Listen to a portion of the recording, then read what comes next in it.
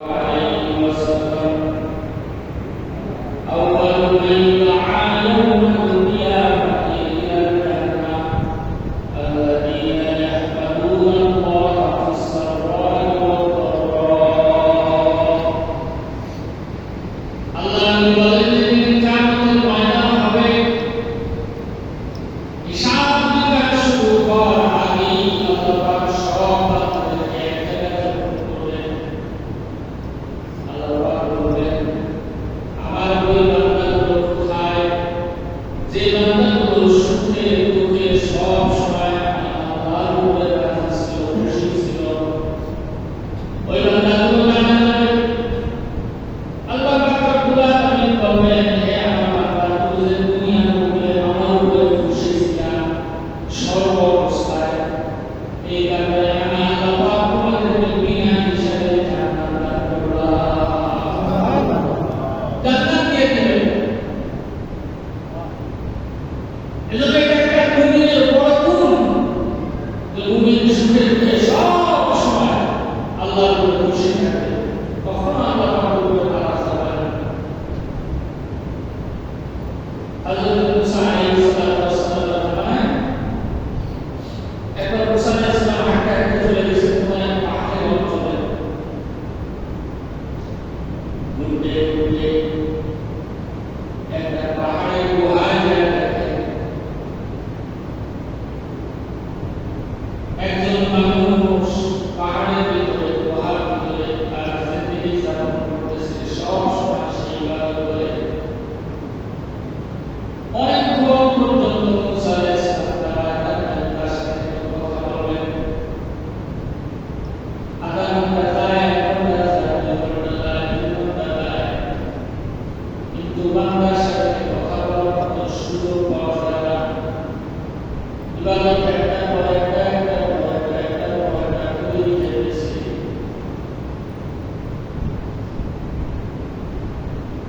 মুসা আলাইহিস সালাম আল্লাহ পাক রব্বুল আলামিনের কাছে কাঁদতে বললেন, আল্লাহ, তোমার এই বান্দাটাকে আমার বড় পছন্দ হয়েছে, সাথে একটু কথা বলতে চাই, এই ব্যাপারে আমি একটু জানতে চাই।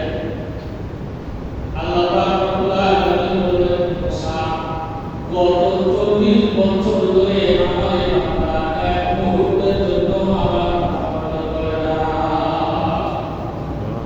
এক মুহূর্তের জন্য না, পুরো সময়টাই সে ইবাদত করে।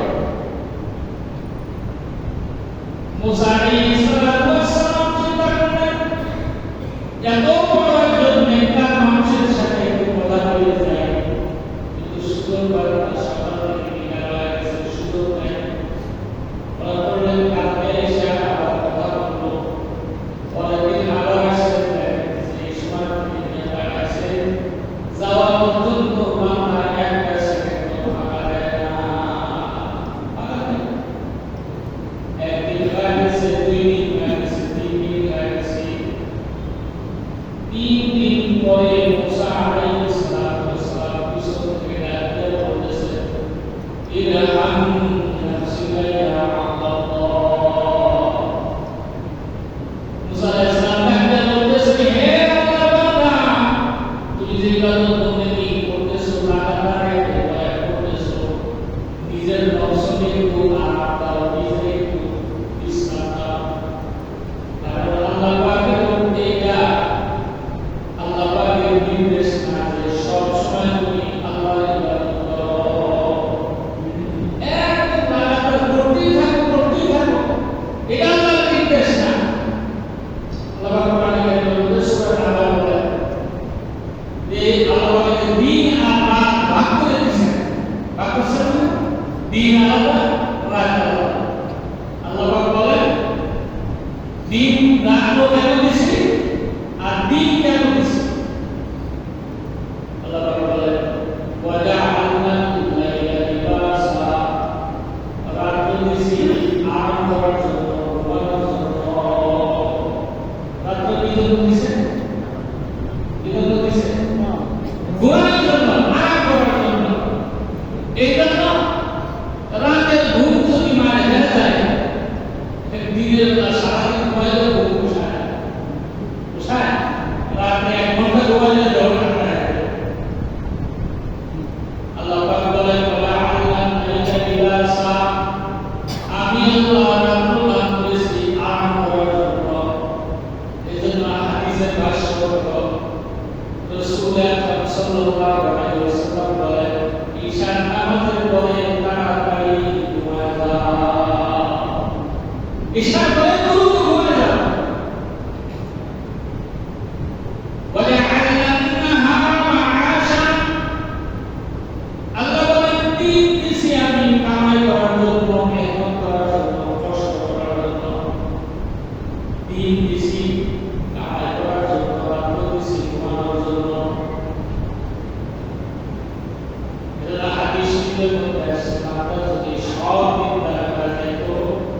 দিনের বেলা অথবা বৃষ্টি দিনের না বৃষ্টি দিনের রাত্র বেলায়, কারণ বৃষ্টি হলে দিনের বেলায় মানুষের কাজের ক্ষতি হয় না।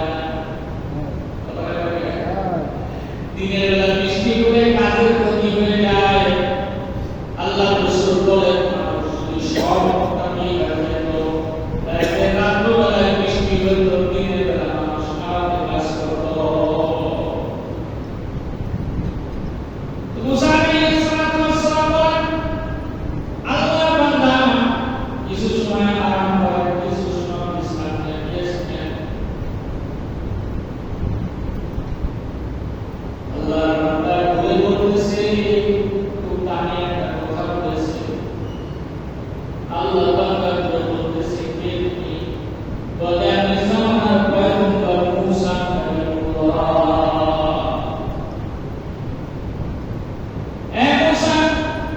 তোমার সাথে তো আল্লাহ নিয়মিত কথা হয়, বলে হয়। মুসারে তুমি কেন এসো? বলে তোমার সাথে একটু কথা বলার জন্য আসছি। মুসা আলাইহিস সালাতু ওয়াস সালাম যখন এই কথা বলেছে, আল্লাহর বান্দা বলতেছে তোমার সাথে কিছু সময় কথা বলবো। কি কথা বলবো তোমার কাছে কি না? কি কাজের কথা তোমার সাথে বলবো? এই যে সময়টুকু তোমার সাথে আমি কথা বলবো, এই সময়টুকু আমার হায়াত খরচ হবে কিনা? হায়াত খরচ হবে কিনা?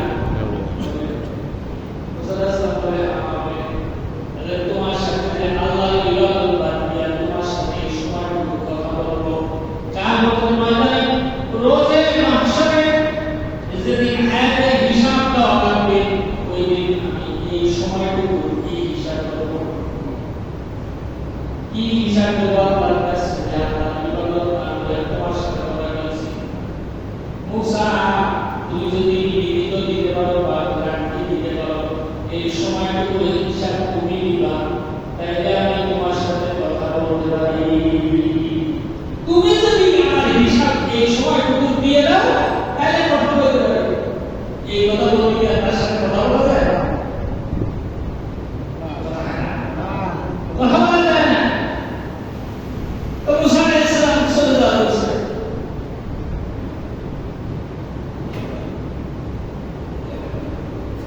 মুসা আলাইহিস সালাম চলে যাওয়ার পরে ওই ব্যক্তি বলতেছে, মুসা একটা কথা আমার জানতে মনে চায়, কিন্তু আল্লাহর কাছে শুনে আমার বলবো। বলে এই যে সব ইবাদত বন্দেগী আমি করি, এই ইবাদত বন্দেগীর ভিতরে কোন ইবাদত আল্লাহর কাছে বেশি পছন্দের? যে ইবাদত বেশি পছন্দের ওই ইবাদত বেশি করব। তুমি একটু শুনে আমার বলো। আমি ইবাদত তো সবগুলোই আল্লাহর পছন্দের, কিন্তু কোনটা বেশি পছন্দ ওইটা আমি করব। ঠিক আছে, মুসা আলাইহিস সালাম চলে গেলেন। তোর পাহাড়ে যে আল্লাহ পাকের সাথে কথা বলতেছে, কথা বলতে বলতে বলতে বলতে বলতে বলতে এত মজার কথা, কথা শেষ নেমে যেতেছে। আল্লাহ পাক ডাকতে বলতেছে, মুসা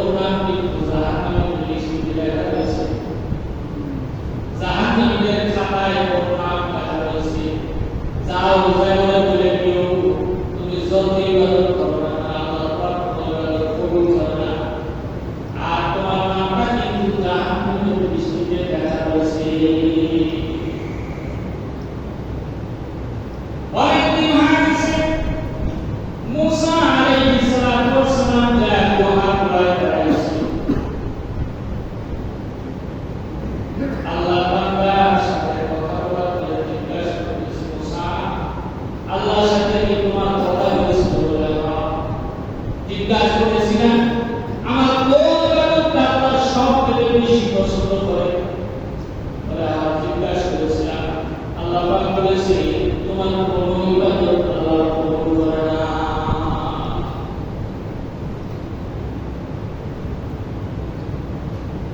আর কিছু বলেছে, বলে আরেকটা বলেছে কিন্তু তোমার শোনা লাগবে না। আল্লাহ বলে না মুসা আমার মাওলা আমাকে কি বলেছে আমার শোনা লাগবে, বলো কি বলছে? মুসা বলে না, শুনলে মন খারাপ হয়ে যাবে, শোনার দরকার না, ইবাদত করতেছো ইবাদত করো। আল্লাহ বান্দা বলে না আমার মাওলা আমাকে কি বলেছে সেটা বলো। আরে মাওলা পাক বলেছে তুমি যত ইবাদত করো না কেন তোমার কোনো ইবাদত কবুল হয় না, এবং তোমার নামটাও কিন্তু জাহান্নামের দৃষ্টিতে লেখা আছে। আপনার কি আপনি আমি কি অবস্থা, কোনটা খারাপ হয়ে যায় না? কোনটা খারাপ হয়ে যায় তো হয়তো মনে এই কথা বলবো কেমন মিশা বাবা এত ইবাদত করতে কি করে না মিলে দিচ্ছে জাহান্নামে যাবে। কিন্তু আল্লাহর বান্দা মিষ্টি হাসি দিয়ে বলে যা মুসা যা, আমার মাওলা যে আমাকে বলছে আমার বুঝা হয়ে গেছে। আল্লাহু আকবার, আল্লাহু আকবার। যেমন ডাক্তার এসে হাসি দিয়ে বলছে আমার তো বুঝা হয়ে গেছে। তো মুসা সাল্লাল্লাহু আলাইহি ওয়াসাল্লাম কি বলে, কি বুঝলাম? বুঝলাম ইবাদত করা হইল আমার কাজ, কবুল করা হইল মাওলার কাজ। আমার ইবাদত আমি করেই যাব, সুবহানাল্লাহ, আমার ইবাদত আমি করেই যাব। আমার বাবা কবুল করুন না করুন সেটা তার ব্যাপার। আর মুসা তুমি যে বলছো জাহান্নামের দৃষ্টিতে আমার মাওলা আমার নাম লিখে রাখছে, কোনো সমস্যা নেই, কারণ আমার মাওলা এত ইবাদত করার পরে আমাদের যদি জাহান্নামে দিয়ে খুশি হয়, আমার মাওলার খুশির জন্য আমি জাহান্নামে যাইতে রাজি। জোরে বলেন সুবহানাল্লাহ, রাজি। তাহলে আমার মাওলার খুশির জন্য আমি জাহান্নামে যাইতে রাজি। মুসা আলাইহিস সালাম চলে আসছেন। কিছুদিন পরে আল্লাহ পাকের সাথে তখন আবার কথা বলেছে। এবার আল্লাহর সাথে কথা বলার পরে আল্লাহ পাক বলেছেন মুসা তোমার একটা জিনিস দেখাইতে চাই। একটা লিস্ট দেখাইছে, এই লিস্টের ভিতরে দেখতে অনেকগুলো নাম আছে, নতুন একটা নাম আছে। বলে আল্লাহ নতুন নামটা কার? বলে যে গুহার ভিতরে যে মানুষটারে নিয়ে আসা কথা বলে আসা এটা তার নাম। বলে আল্লাহ মুসলিম এটা জাহান্নামের লিস্টে। আল্লাহ বলে না মুসা এটা জাহান্নামের লিস্টে না, এটা হলো জান্নাতি মানুষের লিস্টে। সুবহানাল্লাহ, সুবহানাল্লাহ। এটা জাহান্নামে না, এটা জান্নাতি মানুষের লিস্টে। মুসা আলাইহিস সালাম বলে আল্লাহ কি হইল বুঝতে পারলাম না, আপনি বললেন সে জাহান্নামী, আবার এখন দেখতেছি না জান্নাতি মানুষের লিস্টে এমনি জাহান্নামী থেকে জান্নাতি আয়া বুঝলাম না। আল্লাহ পাক রব্বুল আলামিন মুসাকে ডাকলেন, মুসা আমার যে বান্দা সুখে দুঃখে সব সময় আমি আল্লাহর উপরে খুশি থাকি, এমন বান্দারে আমি জাহান্নামে দিতে পারি না। এমন বান্দারে তো আমি আল্লাহ জান্নাতের মেহমান বানাইতে চাই। আমার বান্দা যে আমার সিদ্ধান্ত শোনার পরেও বলল যে আমার খুশির জন্য সে সব করতে রাজি,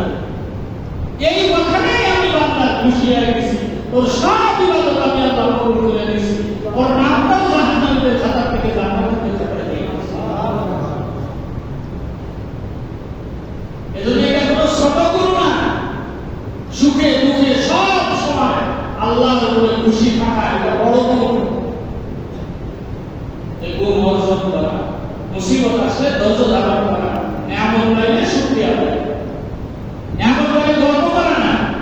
আল্লাহ পাক আমাদের গর্ব বলতেছে, নিয়ামত না, ক্ষমতা দিচ্ছেন, নিয়ামত না, যত যা কিছু দিচ্ছেন নিয়ামত, এটা পাওয়ার পরে গর্ব না করে শুকরিয়া আদায় করা। আমার আল্লাহ বাকি দিচ্ছেন, আবার মুহূর্তে ইচ্ছা করলে নিয়ে নিতে পারেন।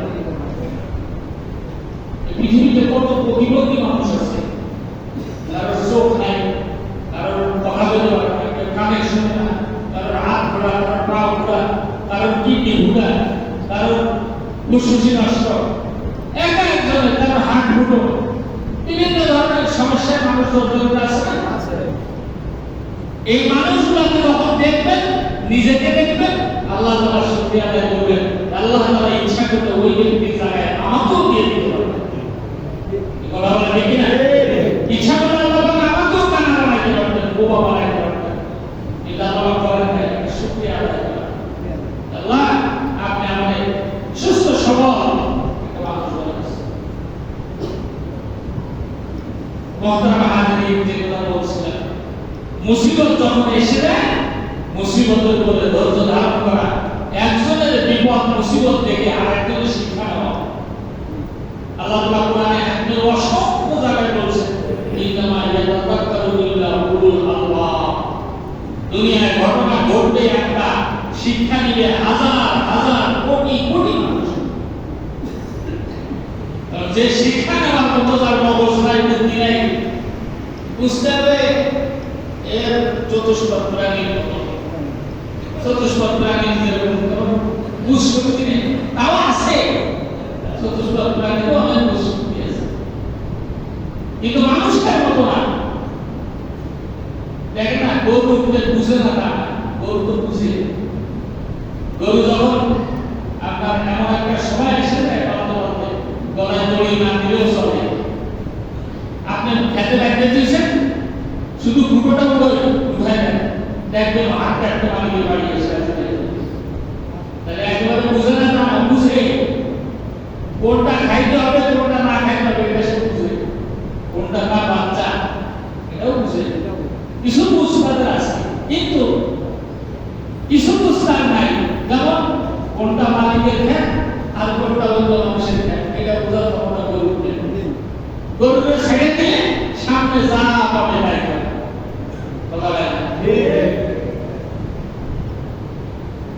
তো যে মানুষের খাসলত এরকম, যারটা পায় তারটা খায়, নিজের হোক পরে হোক, হালাল হোক হারাম হোক, সব খায়, সেটা মানুষ না, সেটা চতুষ্পদ প্রাণী। আল্লাহ পাক কোরআনে হাকিমের মধ্যে বলেন, বালহুম আদাল, চতুষ্পদ প্রাণী না, এর থেকেও আরো নিকৃষ্ট। কারণ চতুষ্পদ প্রাণীকে তো আমি আল্লাহ বুদ্ধি দিই নাই, মানুষকে আমি আল্লাহ বুদ্ধি দিয়েছি।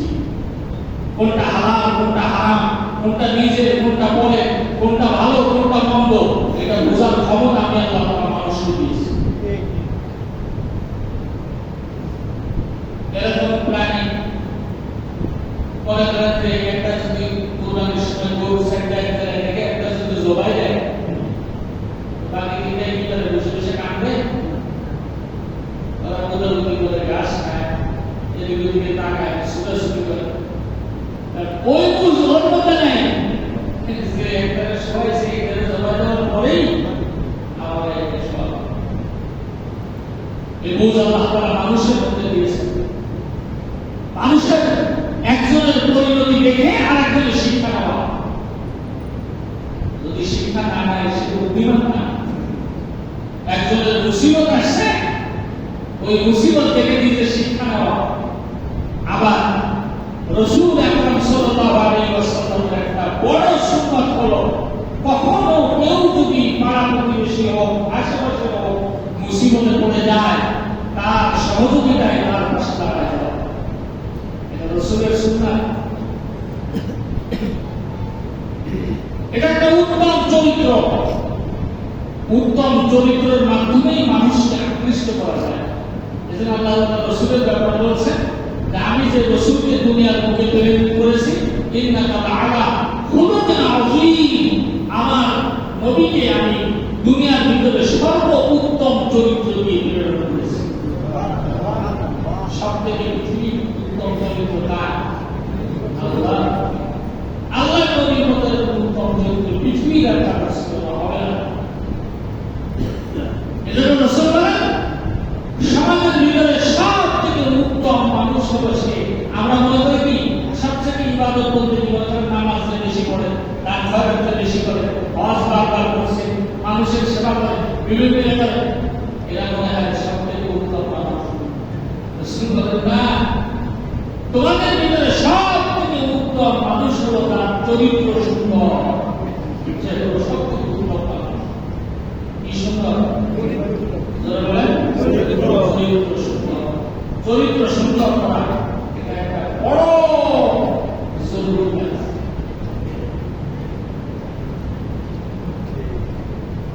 আমাদের আশেপাশে দেখেন এই যে বন্যার পানিতে তলায় গেছে, আরো আশেপাশে অনেকগুলো জেলা তলায় গেছে, মানুষ কত ক্ষতিগ্রস্ত। একতলার ছাদ গায়ে পানি উঠে গেছে, মানুষ জানবে না। আরে মানুষ বলে না, যাই বলে সকালবেলা ঘুমিয়ে তুই ফকির সন্ধ্যাবেলা বলে না, কবিতা আছে নদীর উপর নামিয়ে উপর পড়ে, এই তো নদীর খেলা। সকালবেলা ঘুমিয়ে তুই ফকির সন্ধ্যাবেলা, সকালবেলা নদী বিকালবেলা ফকির। আপনারা দেখছেন তো প্রথম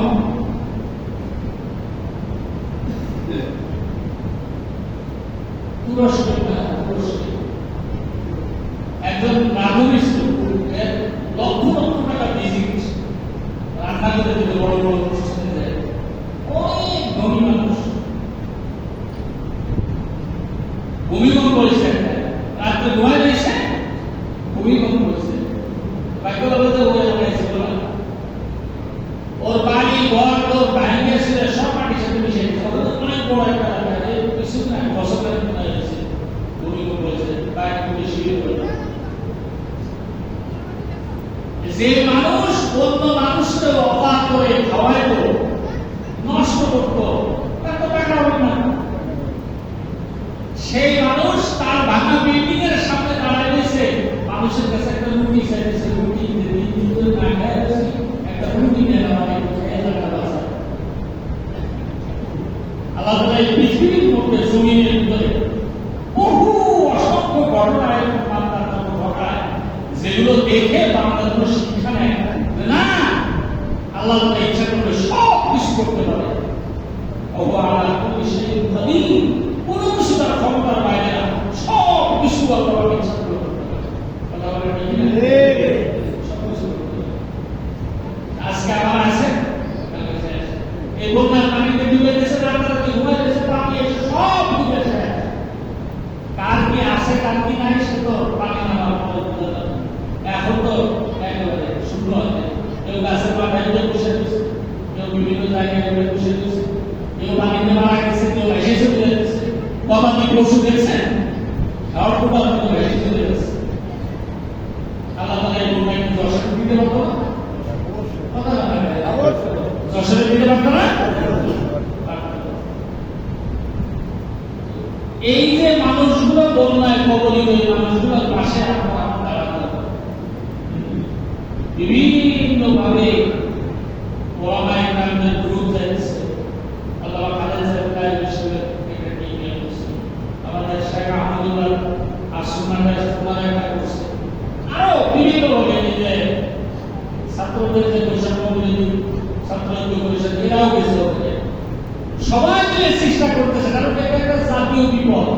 এখানে দল মত নির্বিশেষে কে হিন্দু কে মুসলমান, কে আমলি কে বিএনপি কে সরকারি কে জামাত, এগুলো দেখার সময় এখন না। ডুবে গেছে, মানুষকে সহযোগিতা করা দরকার। আপনারা